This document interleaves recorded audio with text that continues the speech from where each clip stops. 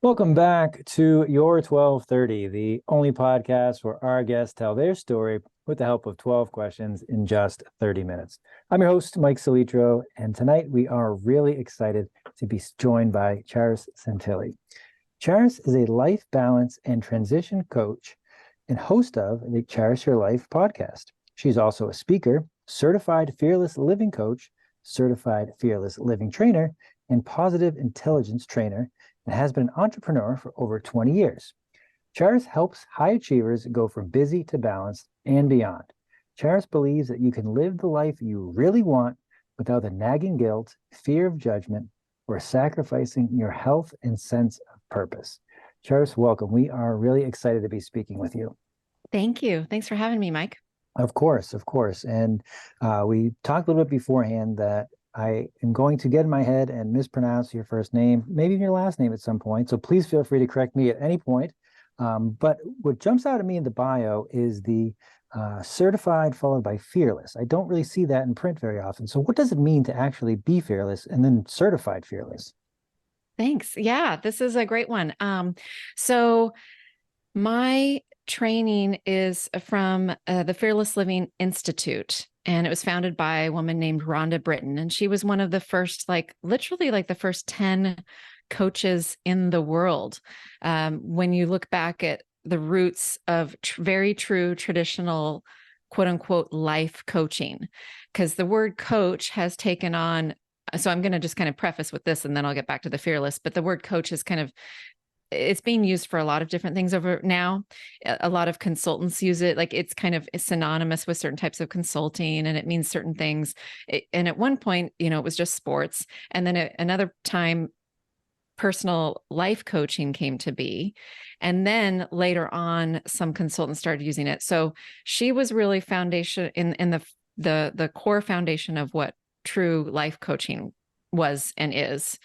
And she developed what's referred to as fearless living out of an absolute dire need to save her own life, essentially, due to her own backstory and everything that had happened in her life that she needed to overcome.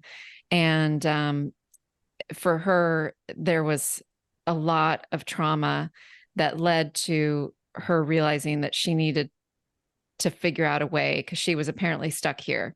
Her actions to try to resolve the situation of her life at one point included a couple suicide attempts. And then she was left with literally okay, I'm still here. Now what do I do?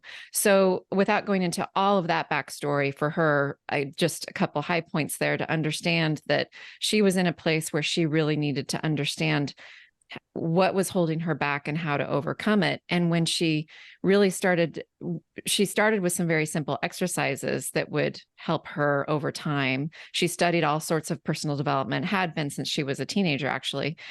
But when she really started putting it together, she realized it was all around how our brains and bodies react and manage and try to deal with fear.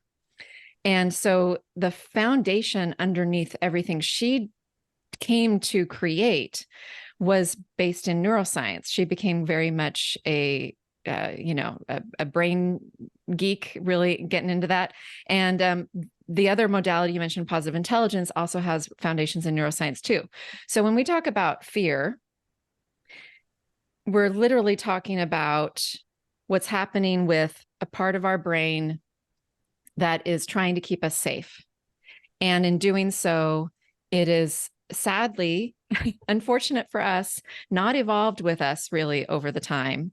And it's still stuck back. Like when I say that, what I mean is this part of our brain literally doesn't know the difference between a text or an email that needs to be sent that makes us uncomfortable or that we receive and feels quote unquote scary, I'm going to label it, that could come from someone where we're just not ready to see what they have to say and it's triggering. It doesn't know the difference between that sometimes and like a bear chasing us, from hundreds of years ago. And that is just the way it is. This part of our brain literally hasn't evolved. So when we're talking about fear, we're literally talking about this, what is trying to keep us safe and comfortable, not comfortable like, ooh, I like my life comfortable, but like the comfort zone that people talk about, and why we keep living in it. Like, why do you keep doing the thing that you don't want to be doing, but you keep doing it anyway? It's because you're fighting against part of your brain keeping you in doing everything that you're doing right now because, well, Mike's still alive, Charis is still alive. Everything about their life right now seems to be working because they're still functioning. So can't we just keep them doing everything the same? So when we talk about fearless, it's not about, some people jump and say, well, you can't just get rid of fear. And we would absolutely in Fearless Living agree with that. I agree. You cannot get rid of fear. We're not trying to get rid of fear, but we're trying to learn. And what you can learn is how to master it, how to manage it, how to work with it, how to know when it's knocking at your door and when it's getting in your way and when it's ruling your life.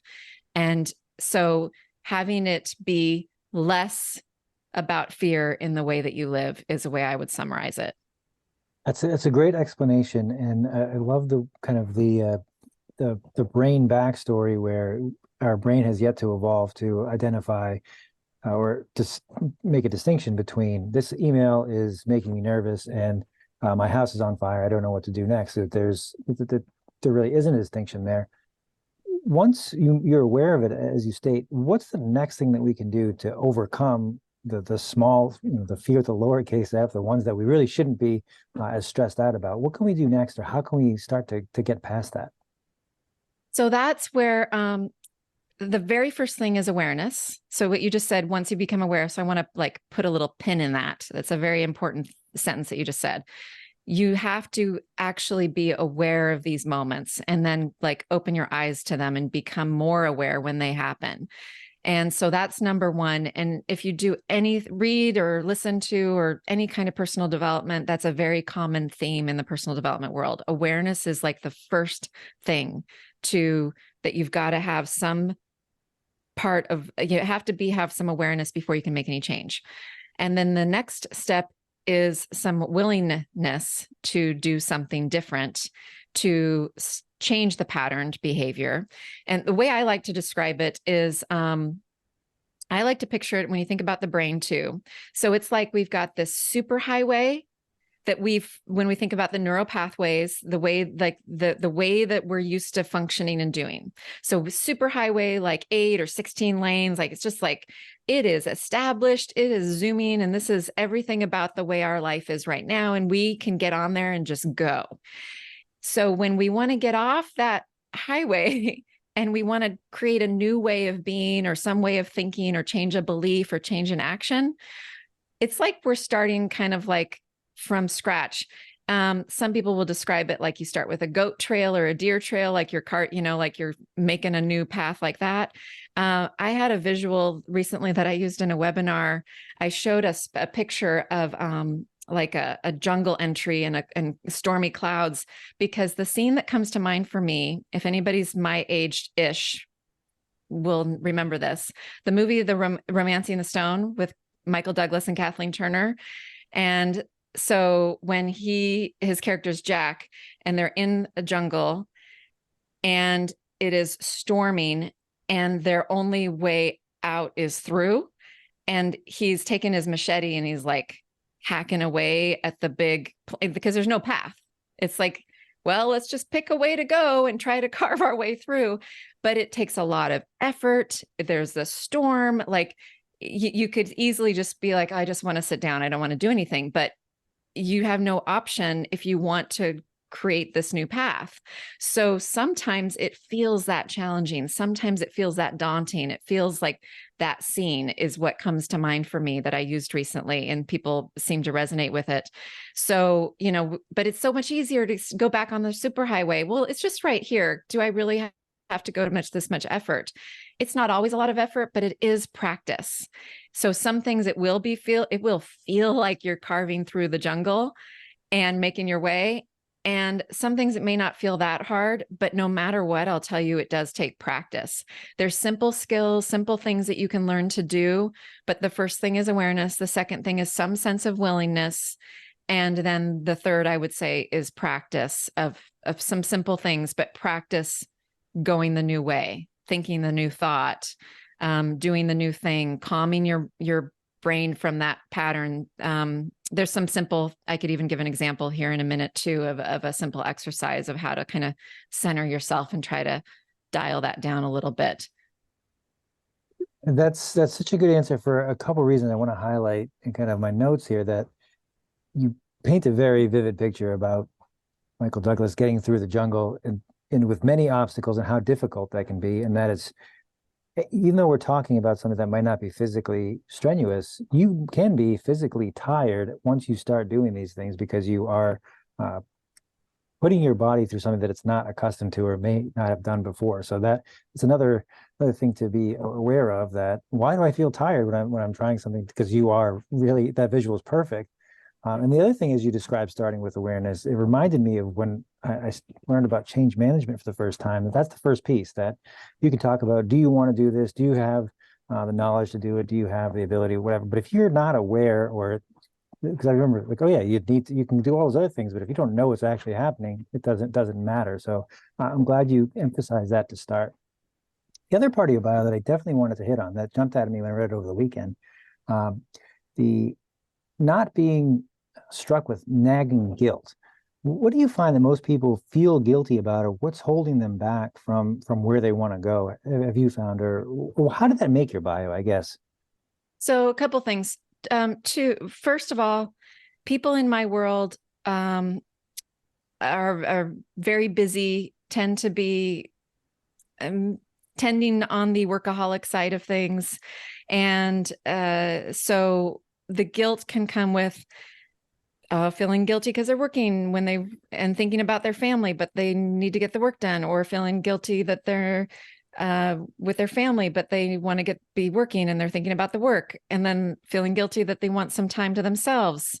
And, how dare they expect or think that they have a right to that? Like, it can that's where the nagging comes. It kind of like almost follows them around. It seems to be common.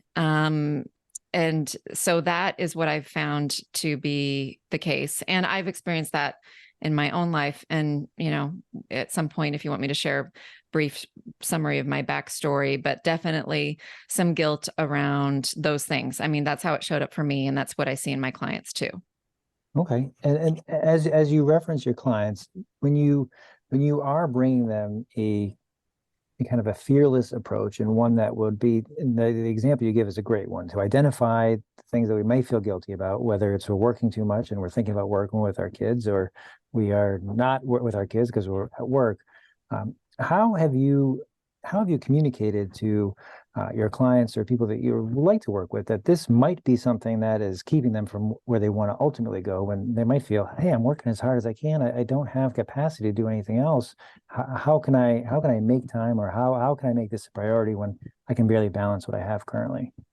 Well, what I've seen to be the case is that when people think about the concept of life balance, we have a perception of it being this fantasy or illusion of like this perfect equation that, well, if I work out this many days a week and I stop work at this time, and then if I do this and I get up at this time, and and I tried that myself for many years, and I could never quite get it dialed in, because it's not possible, basically, is the truth. So because we're trying to make something perfect, and we are not perfect. Life is not perfect. And so we're just continuing to chase things. So what I have come to believe and see is that life balance is not about managing your time. It's actually about managing how you feel. So I tell people, some of how you spend your time may or may not change with whether they're in my online program or doing one-on-one coaching, or however they're working with me. Your life may look the same later, yet you're going to feel better in it more often. Or some of your life may actually change. I don't know. Like, it's all up to you. You get to figure that out, because it's personal. And oh, by the way, what feels like balance to me today is different than me tomorrow, than me yesterday. And what feels like balance to me today is different than you, Mike, or anybody else, because we are totally different. And so if we can give ourselves that space and permission, that's another big key step. I'm glad you walked us through that, because that reminds me when we initially talked, that it was when we talked balance that really, I was like, she definitely knows what she's talking about, because a lot of times you'll hear, balance is you need to spend X amount of time here, plan this, and it's the subjective way that you describe it is much more realistic. It's more practical, and it's going to work for more people, because even if you have too many things on your agenda and you're not getting to all the things that you'd like to, you have more control over what you're accomplishing, because you are the architect of that balance. And it's not a straight equation, that it is going to look different at different times, and that's okay. Kind of being okay with the inconsistency of it. So I completely agree as you walk through that. You also referenced your backstory, which we did talk a little bit about. I think it's a powerful one. How did kind of your experiences shape what you do, and ultimately how have you been able to turn that into helping others achieve where they want to go, or at least visualize what's next for them? Yeah, I'll give the short version here. Basically, what I grew up in an entrepreneurial household. My parents were go-getters and totally went after the American dream and built a business that started in our kitchen. So I modeled after them, and I went for all the big, the awards and the accolades and the grades that I could in high school, and saw, okay, this is the work ethic, go for it, do all these things. Awesome. Fine. Well, went off to college, came home and to celebrate my dad's 50th birthday. It was the summer I was turning 19. And we went for a hot air balloon ride. And it was a beautiful ride. Yet something went terribly wrong when we came into land, and we had a crash landing. My father broke his neck and was paralyzed. Although he was the one physically paralyzed, my mom and I would summarize by saying we became emotionally paralyzed, and we had different coping mechanisms for that. So my mom turned to alcohol, and eventually that ended up taking her life. Her liver finally gave out after a few decades of that.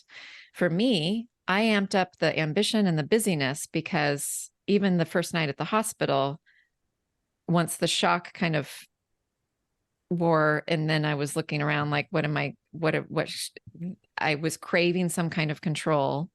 And so what felt the best for me was, I'm going to get busy and start making phone calls. I'm going to get busy and then that literally trained and became my superhighway of a way of being of, I'm going to just do, be busy, work a lot, and kind of bury some of my emotions. Now, it's not to say that I didn't have some enjoyment over those next couple decades and, have some happiness in my life and whatnot. But if you look at it, it was very much unbalanced. It was very much very heavy in work, and it eventually took a toll on me emotionally and physically. So fast forward about a decade ago is when I met my coach that I mentioned briefly at the beginning, the founder of Fearless Living. And that was preempted by a conversation at a business networking event. I'm out on a foyer visiting with a stranger, as you do in these networking events when you go and you're at a convention and you don't know people and you start chatting. And I suddenly tell him my family story. It had been almost 20 years at that point. And the tone and everything, it did feel different than normal. And he looked at me at one point and said, basically, Charis, I get that your dad's been paralyzed for almost 20 years, but why are you paralyzed?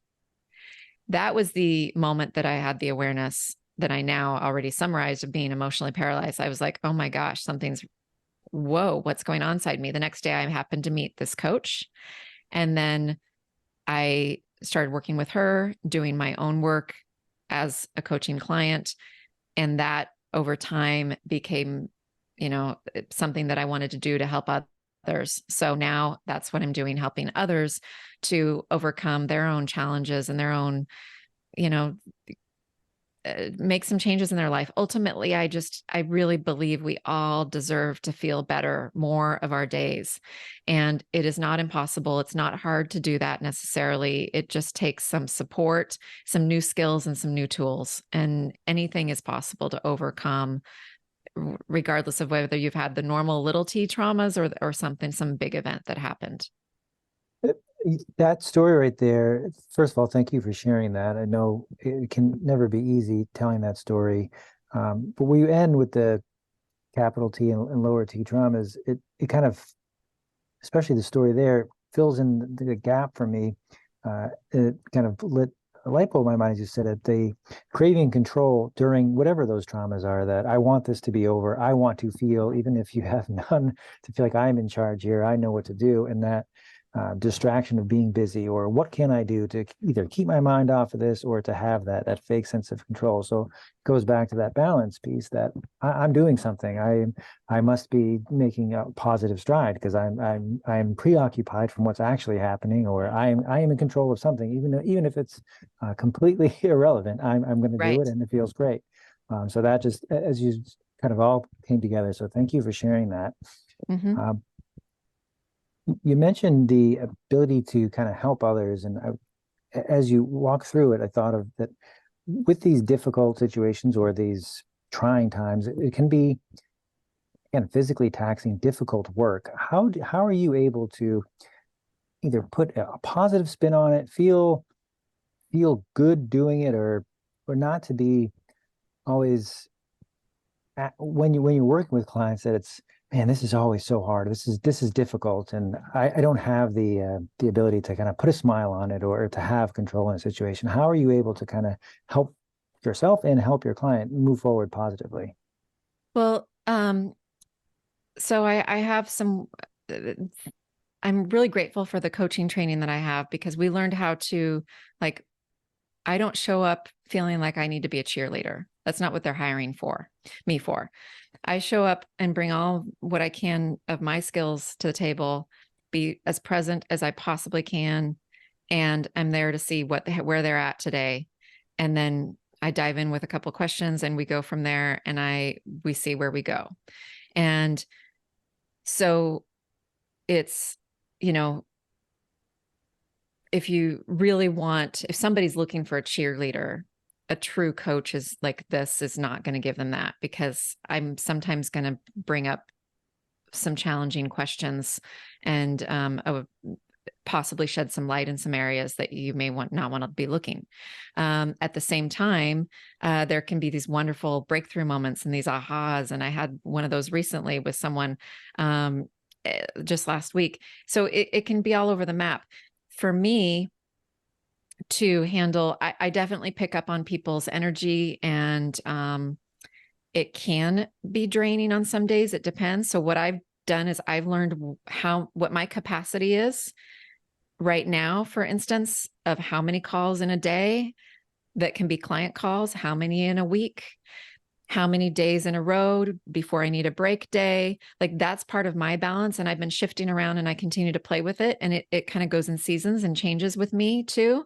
So I'm not, and how much buffer do I need in between calls? All of these things, but those are all examples of like how I can take care of myself and listen to my own needs that anybody can do in their own life too. And I don't mean necessarily around calls and things, but we're touching a little bit on boundaries here, a little bit on what my needs are, getting my own needs met. I'm responsible for how I do that, and that I'm in control of my own calendar. If I need to go take a nap and I have the window to do it, I'll do it. I took one this afternoon, actually, because I knew I had this later call with you. So I practice what I preach. I'm doing the work with everybody else. I am just at least a few steps ahead, maybe a few years ahead, however you want to look at it, than my clients typically. But I'm still doing the work, and I still have my days, and but I'm practicing everything that I preach.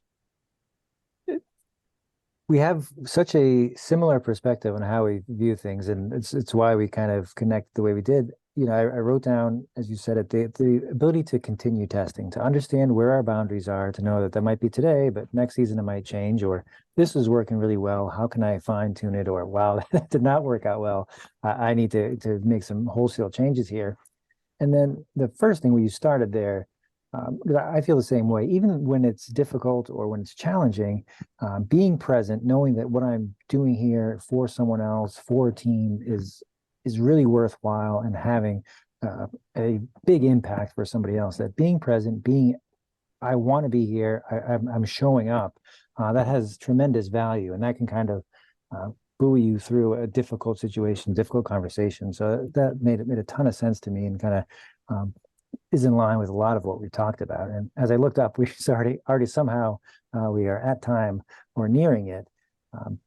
We talked a lot about what your day-to-day, how you are helping others, and how it can be difficult work at times, at least serious work. Is there something that you do to recharge? The nap today sounds fantastic. You and I share that as well. But what do you do to kind of mentally recharge, or to relax, or to take a break from these serious topics?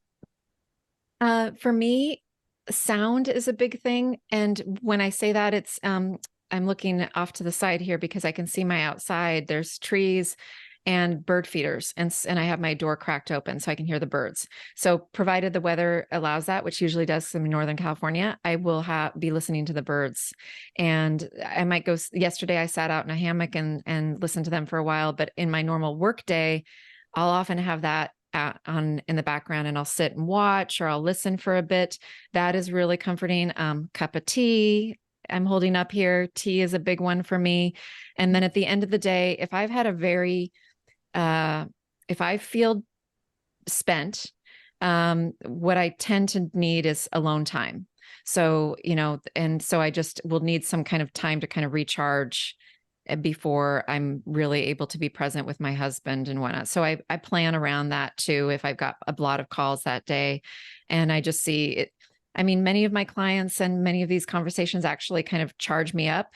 And yet I'll be honest, if I have multiple in a day, at the end of the day, like I'm not exactly thrilled about a lot of chit chat, or I'm maybe challenged to be fully present for him. So I need to have some recharge time, and I will just claim that and explain that's what I need for that day. And then I just watch my schedule so that, like, on his days off, I don't have a big packed day like that. So I'm not going to be drained. So it's that juggle and experimentation. That makes sense. That makes sense. We have covered a good amount of ground. Is there anything that I didn't ask you that I probably should have? I'm happy to share how people can reach me, or if they want some support, where to go, what to do. That was my last question, but yes, where can our listeners find out more or connect with you if they'd like to? Great. So you did great with my name. So kudos to you. And Thank for you. anybody else, pronouncing it and spelling it is the trick is to think of the city Paris, but with a CH, Charis. And so my website is charisyourlife.com. And if you want to get a little taste of my coaching, I have a couple exercises inside of a free video training. You'll also, there's right now inside of that is an exclusive opportunity to join my program if you're at all interested. That's called Busy to Balanced. And so this training video is called How to Live Life on Your Own Terms and Timeline. And you can go check that out. A free training to check me out is at charisyourlife.com/video. I've also got a podcast myself called Charis Your Life, and personal development focused, a lot of short solo episodes, occasionally some interviews. And I also do private coaching. Very nice. We will post links to all of that in the show notes. I am always impressed by anybody who can do a solo podcast episode. I don't think I'd make it 10 minutes. So check that out, everybody. Charis, thank you so much. This has been a blast. I look forward to doing it again, but thank you for joining us. Thanks, Mike.